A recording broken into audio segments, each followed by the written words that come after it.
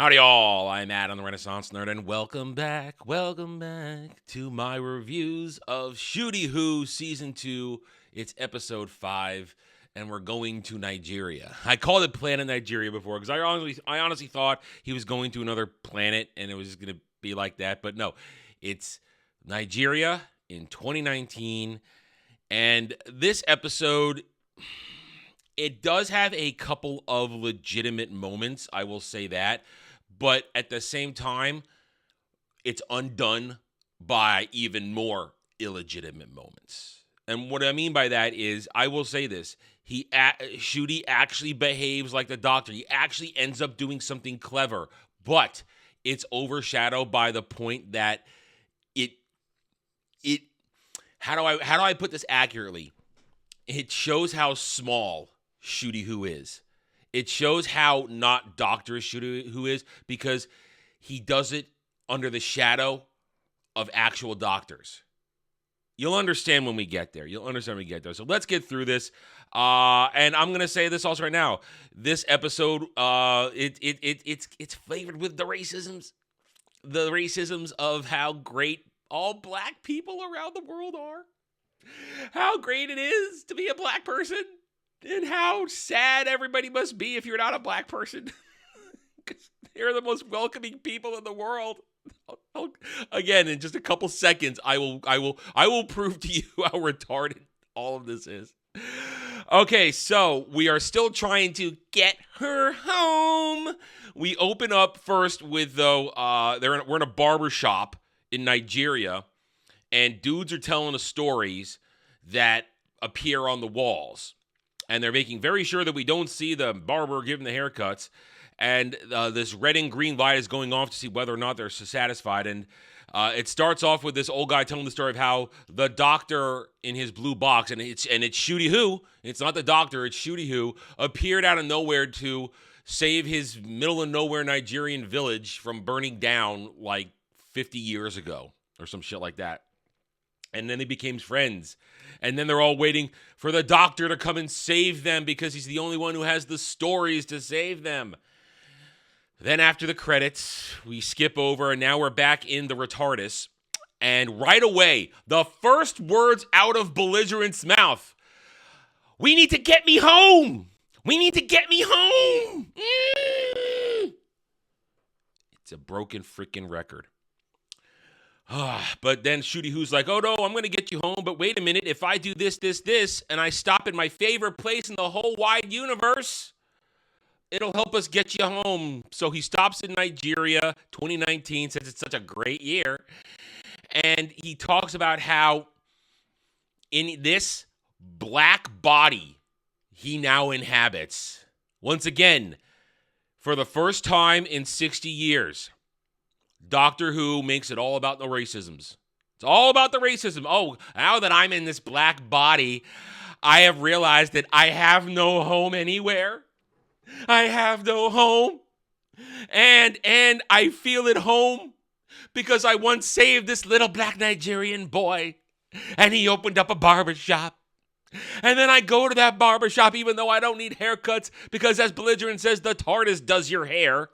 Never heard that in 60 years, but okay. And he says, yes, but when I go in there, I feel welcomed because everybody's black and they just welcome me. I took a moment right here and I did a little research. Nigeria hates gay people. And you're a very gay black man, Ncuti Who. And you've done it over and over again. It's not like you've pretended to not be gay as Ncuti Who. We've seen it. You kissed a man last season, and then you cried. You ugly cried when he went away. Nigeria hates gay people. They do. To this day, they have one of the worst records of LGBT alphabet people rights in the world. But he feels at home there because he's black. Don't tell him you're gay. They'll do things to you. They'll throw you off a roof or something. Oh, so then he's waxing poetic. And then during that speech, Belligerent goes, "When my grandma took me to India, I felt the same way." Correct me if I'm wrong, but India still operates on the caste system. And depending on your caste is how you get treated. Okay? And considering doesn't matter where she was born, if she's in a caste, they will treat her appropriately. This show is dumb. The people who write it are dumb. Anyway, so then Belligerent gives him permission to go play with his friends. Go play with your friends. Go be out there. So then we get a montage of Ncuti who walk through the streets greeting people because they don't know he's gay, and if they did, they'd stone him. But he's black, so it's okay. And eventually he gets to the barbershop, and we learn that these dudes are in there have been missing for a while. And as soon as he steps inside, he discovers that he's trapped, and they need his help to get out because they're trapped by this dude, this other barber dude who now owns it. And I'm going to try and cut through a lot of this malarkey because now we go through about 25 minutes of wah, where essentially, here's the bottom line of it. This new barber dude, he is the original storyteller of the world. That's right. The original storyteller of all time and space and history on Earth is a black man, okay? And he told all the stories of the gods, which gave them power. He's the one that told them all the stories because he tried to pass himself off as a god, but then Ncuti who said, no, you're not a god because I partied with all those gods. Don't you understand? I partied with them all. Who are you really? And while that's going on, some angry black woman came in and is giving him the evil eye. And it's all breaking down, okay? And at one point, they had Ncuti who sit in a chair to power this thing with his stories. And instead of telling a doctor's story, he tells a belligerent story of how great she is because she wanted to go home for her grandma's birthday, but the mean old doctor made her stay, and then they had to rely on her knowledge to save an old white woman in a bed. And without belligerent's knowledge, the doctor, everybody else was stupid. It was only because she understood what the symptoms were that they were able to save this woman. And then they abandoned her to sit with this woman all night on her grandmama's birthday. And then she saved that woman. And then the woman disappeared. And then after she passes Mrs. Flood in the hall, here comes the woman who she saved. And she says, I know you saved me even though the doctors took credit, belligerent. You're the greatest brown woman nurse in history. I love you. And that powers the thing to go farther. And then we all learn that this giant thing they're in, it's a spaceship walking on what this man called the World Wide Web until humans turned it into a disgusting thing called the interwebs. And after that, we learn it's a giant spider machine crawling across the webs, running to the Nexus. And at one point, then we learn the history of the woman, the angry black woman. She's angry at the doctor because when he told his story about partying with Anasi, the black spider god, he said he had to. He won a bet. He tried to lose it, but he won. And when he won, he had to marry his daughter. But then he left. And it turns out that this daughter is the angry black woman here, and she despises him for leaving her because she was trapped with her daddy. But then they had to get it in there that it wasn't Ncuti who himself that did it, but it was the fugitive doctor. That's right. They wanted it to be a woman-on-woman marriage with the fake fat fugitive doctor who doesn't exist, a doctor that they say predates William Hartnell. This is what I'm talking about with this show. They will take every opportunity to undermine real Doctor Who. William Hartnell is the first Doctor. Joe What's-Her-Name here is not the first Doctor, is not even a doctor, but she's the future Doctor. And once again, we go back, they don't even understand how retarded the concept is of having her be a doctor with her own TARDIS. William Hartnell is the first Doctor to take this broken TARDIS on its journey. Not her. How does she have a TARDIS if she predates him? How does she have the blue box if she predates him? They don't have that answer. Just shut up and consume. It's good because it shows black women, fat black women can be the Doctor too. So we learned that she abandoned her and she couldn't take her on her fugitive run because she was running from the evils that wanted to make her a black little baby girl and Time Lord is all over again. I don't know. I'm losing my train of thought here. But you get what I'm saying. It's all bullshit to try and reinforce the worst era of Doctor Who we now live in. New Who.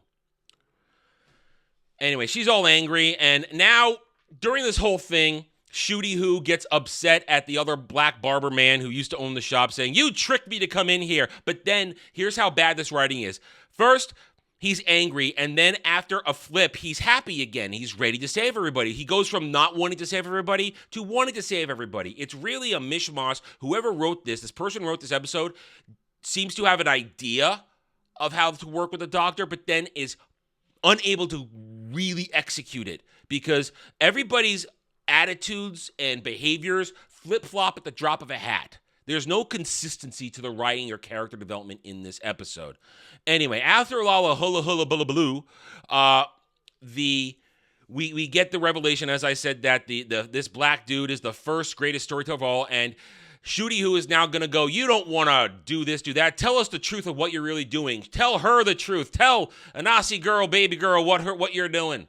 And then he says, "My goal is to go to the nexus of all my storytelling web work so I can erase all the gods who stole my agency, who pretended, who didn't want to let me take credit for telling their stories and empowering them. So I'm now going to go to the center of everything and kill them." And according to Ncuti Who, if you kill all the gods through that, you'll kill the world. You'll kill Earth because people need the gods in their lives. It's really a stretch how all this, they need the stories of the gods. No, I don't know about that. It's a real freaking stretch, and I'm sure Jed's going to have something to say about that on Who Cares Reviews, Monday, 9 p.m. Eastern. Join us. But it's a wild stretch that's going to suddenly kill everything. But anyway, everybody tries to fight this and that, and after this revelation, that's when a Nazi baby girl decides to switch sides and tell a story about how slaves braided hair to send messages so slave masters couldn't find them, couldn't understand what they were planning when they revolts. I don't know. And she braids Ncuti Who's hair so that it's a map on his head. And then Belligerent arrived at some point. Who cares? And also, when Belligerent arrived, she had to make sure let everybody know that she let the Doctor go out and play. That he didn't just go out and play on his own. She let him go out and play. She had to say that. So the Doctor uses his fake screwdriver to short everything out, and then he and Belligerent run through the maze, which now is the map on his head to get through, and they go to the back to the story time engine. And when dude catches up, when Storyteller Man catches up, he says, "Oh, I've got you now. You can't stop my machine. You did nothing." But Ncuti Who says, "No, I've tied the machine to myself." And here where this is actually clever. I'm going to give him credit. This is actually a clever Doctor move. The first clever Doctor move he's ever actually initiated. And he actually gives a teeny Doctor speech where he says, "I once hung out with Hemingway and I said, 'Hemi, baby.'" I hate Ncuti Who when he does this. "Hemi, baby. Tell me a story. Prove to me that you're awesome." Well, I have my opinions on Hemingway, but that's another discussion for another time. And he says, "We'll have a 6-word contest, tell a story." And Hemingway's 6 words were, "I'm born, I die, I'm born, I die, I'm born, I die." And because now Ncuti Who has tied this storytelling engine into his brain, it's showing images on all the screens of all the adventures of the other Doctors. And for a second, you're like, wow, that's really clever. Because then you hear all the quotes of real doctors. But then they throw in Jodie Whittaker, Dr. Karen, and you're like, oh, who actually have the nerve to have her say the line, "I'm here to help people," when she never helped a single goddamn person in her entire run. She was a selfish, idiotic person who didn't do anything except ruin the entire franchise with the Timeless Children. Okay? Yeah, I said it. I'm always going to say it. So here's the thing. Here's what I said at the beginning of the review. He does something clever. He overloads the engine with his lifetime of stories that he just has to think about it and they all show up. Problem is, When you see the greatness on these screens, the actual doctors on these screens, you realize Ncuti Who hasn't done anything. That the greatness of Doctor Who, taking out Jodie Whittaker, was in the hands of better and greater men. Written with care and development, even by Russell T Davies at one point. And you understand, Doctor Who was great when those were the doctors and not Ncuti. Because remember, Ncuti Who is actually a clone born from fake David Tennant Doctor's penis. And his TARDIS is a clone, the retardis. It's all fake. He wasn't even any of these people. So it overloads everything, and they break down, and he tells Belligerent, go ahead and run its back. But then here is where we also run into, I'm going to say it, racism. And it's the racism of only black people matter. Only black people matter, and everybody else, because only black people have suffered in history, and therefore we have to have care with their characters and their stories. What am I saying this for? Well, for the first time ever in all of this, as everything's dying and the storyteller man has seen his life's work wiped out and he doesn't know what to do with himself, and he's like, I was going to kill 7 billion people and I didn't care, blah, blah, blah. Ncuti Who offers him a hand and says, you need to come with me. Let me save you. Why couldn't Ncuti Who save Alan at the beginning of the season?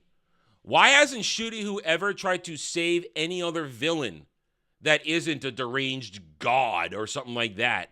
No, he actually usually lets them all die because usually they're white. He didn't try to save anybody until now, the black man who was ready to kill 7 billion people according to Ncuti Who. He will save him and give him a redemption because that is actually the Doctor. Unless something is pure evil, the Doctor will try to save everybody. He will try to find a solution that saves and helps anybody. So that is true right here. That's why I said this episode is a little bipolar in sort of understanding what the Doctor should and could be doing. But then you get moments like this and makes you ask the question, why hasn't Ncuti Who done this for anybody else? He only first really tries to help and save the black man instead of everybody else. I said it. You want to cry about it? I don't care. So he saves everybody, and then they all get to walk away. The world, and you gotta love this. So because the angry black Ananisi girl, baby girl, because she brought all the dudes in their food, they worship her. As they leave, they all bow down. Thank you, we love you. And she's like, rise. She doesn't say, no, don't bow to me, it's okay. No, she actually just goes, rise. It's okay. You can worship me, because now I'm free to do whatever I want. I don't need to be married to another woman or a man or do what my daddy says. I'm going to now just walk off into the sunset. And then they welcome home the former owner of the barbershop, gives Angry Storyteller Man his dad's name, and he can now stay there and cut hair. And Ncuti Who says, you need to keep telling your stories because you were once immortal, but you're now immortal for reasons they don't ever really explain. He just suddenly became immortal. And he needs to keep telling his stories for everybody. And then while Ncuti Who and Belligerent are walking back to the retardus, she mentions that she saw a little creepy black girl, which I skipped over. It didn't matter. But it didn't matter. At least it probably does matter. But I was in the throes of regaling you with this story. So she mentions, did you see a little weird, creepy little girl? And he goes, no, I didn't see anything. Okay. And of course, that's going to mean something, I'm sure, later on. And then they get in the retardus and fly away while he's telling her another grand story about something stupid. And next week, we're off to Eurovision. So there you go. I've kind of said what I had to say throughout this. This show, it's demeaning to the Doctor. It's demeaning to fans. And we're on our way to probably some of the worst ratings of all time. It already owns the worst ratings in Doctor Who history when there's more people on the planet. Remember that. All right, I guess we're done. See you on Doctor Who Cares Reviews and the next review. Thank you for watching this review. Hit the like button, subscribe to the channel. Good night. Thanks for watching, everyone. If you enjoyed the video, hit that like button, subscribe to the channel. Check out my gaming channel at Renaissance Nerd Arcade and follow me on X Twitter under @TheRedNerd. Thanks again for watching. Take it easy.